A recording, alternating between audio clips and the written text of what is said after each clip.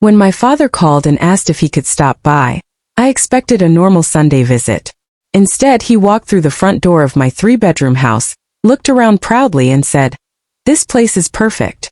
I smiled, assuming he was complimenting the years I had spent working overtime, saving every bonus, and sacrificing vacations to afford the $360,000 home.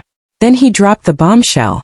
"Your sister Emily, her husband, and the kids need somewhere to stay," he said casually, taking a seat at my kitchen table.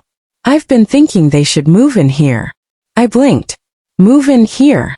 He nodded as though it were the most reasonable idea in the world. "They've been struggling with rent, and you have extra bedrooms. Family helps family." I set my coffee mug down carefully. "For how long?" He shrugged. "Until they get back on their feet. 6 months.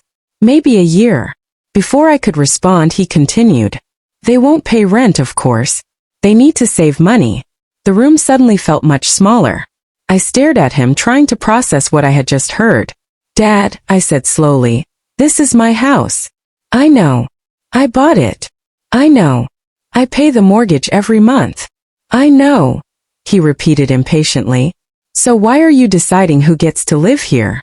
His expression hardened. "I'm not deciding. I'm suggesting what a good son would do." The guilt landed exactly where he intended it. Growing up, I had always been the responsible one. Emily was the dreamer who jumped from job to job while her husband constantly chased business ideas that never worked. Somehow, every family emergency ended with someone asking me for help. This time was different. This wasn't lending money. This was giving away my home. "I've already told Emily it shouldn't be a problem," Dad added. My eyebrows shot up. "You what?" She was relieved. "They've even started packing." A cold silence filled the kitchen. "You promised them my house without asking me? They're family. So am I." He waved his hand dismissively. "You'll still live here. With 5 extra people. They're your niece and nephews. And their parents. They'll appreciate it." I laughed once, not because it was funny but because it was unbelievable. "Dad, appreciation doesn't pay my mortgage." His jaw tightened. "Money isn't everything. It is when it's my mortgage." He leaned forward. "I didn't raise you to be selfish." I met his eyes without looking away. "And I wasn't raised to let people make decisions about property they don't own." For the first time since arriving, he looked genuinely surprised that I wasn't giving in. "You'd really let your sister struggle? I'll help her find resources. I'll babysit the kids. I'll even help with groceries." I paused. "But I'm not giving away my home." His face flushed red. "So that's your final answer?" "Yes."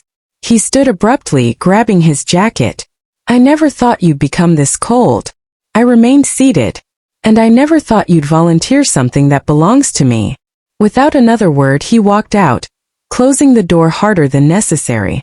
The house fell silent. For a moment, guilt crept in. Then I looked around the living room I had painted myself, the furniture I had saved months to buy, and the family photos hanging on walls I had worked so hard to own. This wasn't greed. It was boundaries.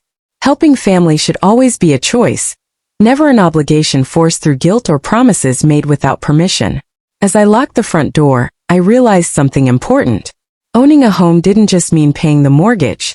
It also meant protecting the life I had built inside it, even from the people who believed they had the right to give it away.